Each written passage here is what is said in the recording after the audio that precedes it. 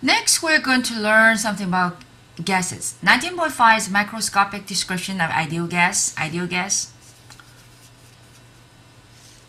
Well, an ideal gas, I think most of people already learned, is the gas that we consider, well, gas is obviously made by either atoms or molecules, most of the time made by molecules. For example, O2, oxygen, H2, these are molecules. And only those noble gas, for example, helium and neon, that they are single atom. So we call noble. They do not want to associate with another one to form a pair. So, well, imagine we have a container filled with gas, and well, theoretically between the molecules there are type of gravitational attraction force, and also because it carries charge, there is electrical force. We give a special name called Van der Waals force. But if we want to make the situation simple, we create something called ideal gas that defined as, well, we do not consider the interaction between atoms or molecules until they have a physical contact, which is a collision. So we do not consider action at distance force. That is one definition for ideal gas. Second definition is that the density of the gas is low enough, which means the free space, the atoms, molecule which can travel, is far bigger than the total volume of these atoms and molecules.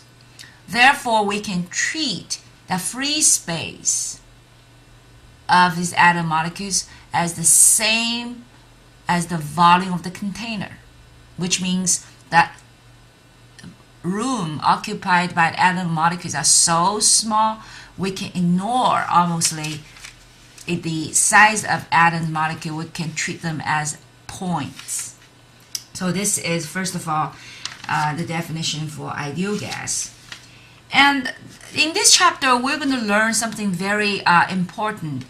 Well, if you remember that in SI unit, mechanics, we have three base units, which is, one is meter, the other is kilogram, the third one is second, and in physics 1A, and we only need actually three base units. Everything else is just combination of the three.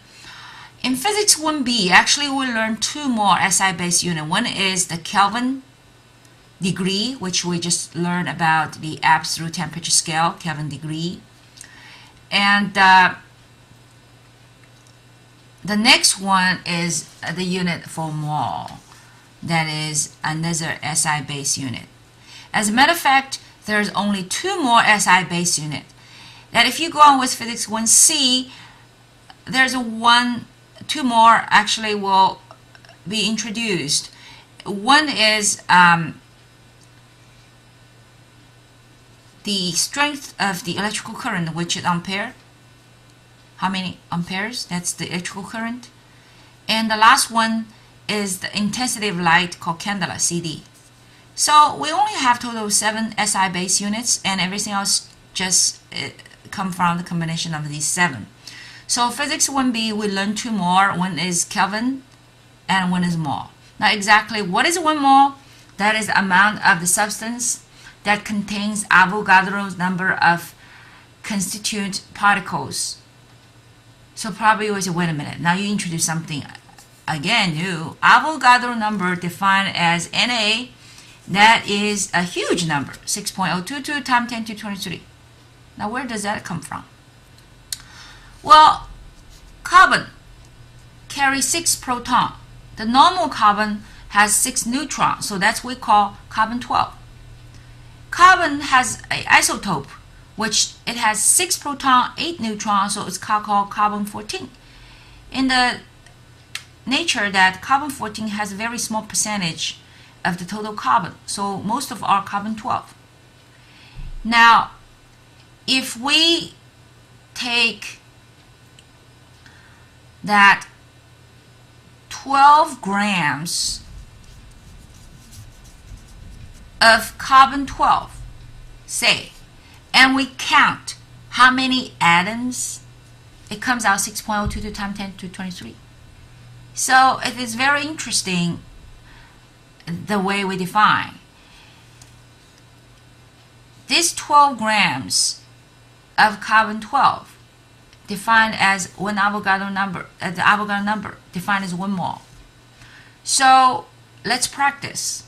First of all, there's something called molar mass. Molar mass is 1 mole of this substance. How many grams? How do we do that?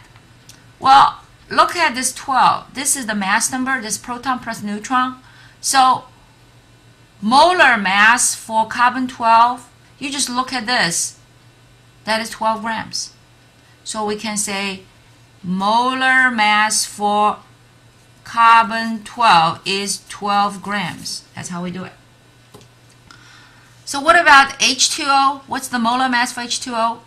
H is 1, the normal H. So this mass number is 1, but there's H2, so you times 2, plus O is actually 816.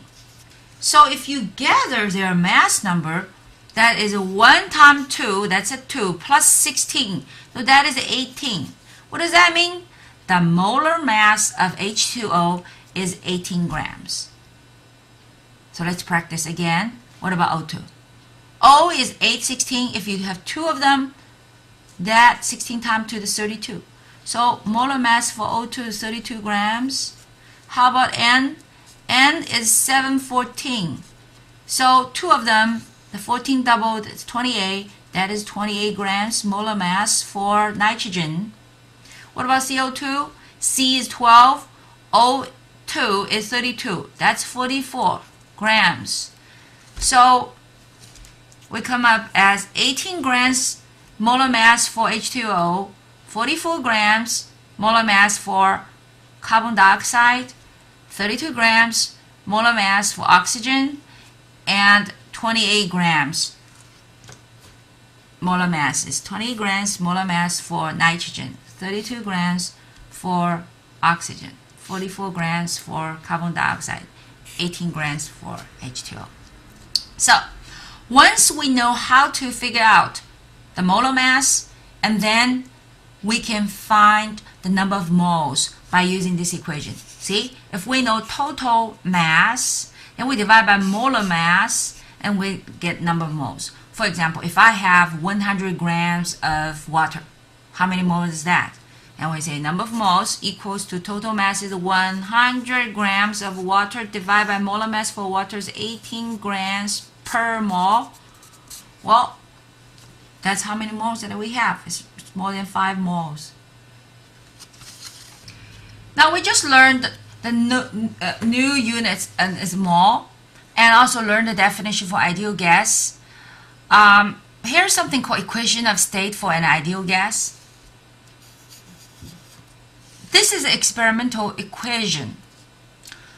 We discovered, first of all, if we have a container, let's say, full of gas, but we say let's define it ideal gas, which means the density is low enough we can treat the free space as the size of the container, number 1. Number 2, we do not consider their interaction a point until they hit each other. That actually will lead us to the next chapter 21. How do we calculate the total internal energy of the gas? At that time, we only add the kinetic energy part, because for ideal gas, we do not consider the potential energy, which is the action at distance force. Okay, so if we have a container that gas moves around, actually they hit the wall and bounce back. Now imagine this. If you have an atom move with has a mass, has a V, hit the wall and then bounce back, don't you think when the atom hit the wall, actually the wall exerted force on the atom? So the wall exerted force on the atom, and the atom will bounce back with maybe same V or maybe a different V. So as action reaction, if the wall pushes the atom back, the atom actually add a force on the wall. Force divided by, imagine there's many atoms doing so. So let's say 1 second, there's 1 million of atoms doing this. So the total force divided by this contact area give us pressure. So pressure, remember, is defined as force divided by contact area. That is in Pascal. We learned that from previous chapter. So this is where we get the pressure of gas. Pressure. So we describe a gas. How do we describe the state of gas? One is pressure. Second is a volume. Obviously, now we take the volume of the container as the volume of the gas. We still know there's slightly difference because the atoms itself, molecule itself occupied. So the volume of the container is bigger than the volume of the gas, which is the free space. And we use temperature because temperature describes the average kinetic energy, how fast they move.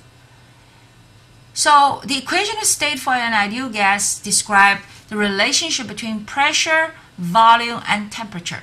It's very interesting that pressure times volume equals to, this N is number of moles. It really depends on how many moles of gas is inside the container. And this R is a constant. And T is temperature. Now I want to explain something.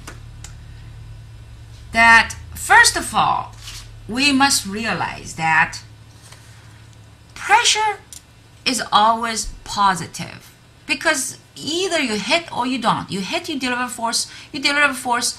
The magnitude force divided by contact area give you pressure. So it's always positive. Theoretically, it has to be in Pascal. But we know sometimes we describe pressure by using ATM. But not a big deal. 1 ATM equals to 1.013 times 10 to the 5 Pascal. So we can convert.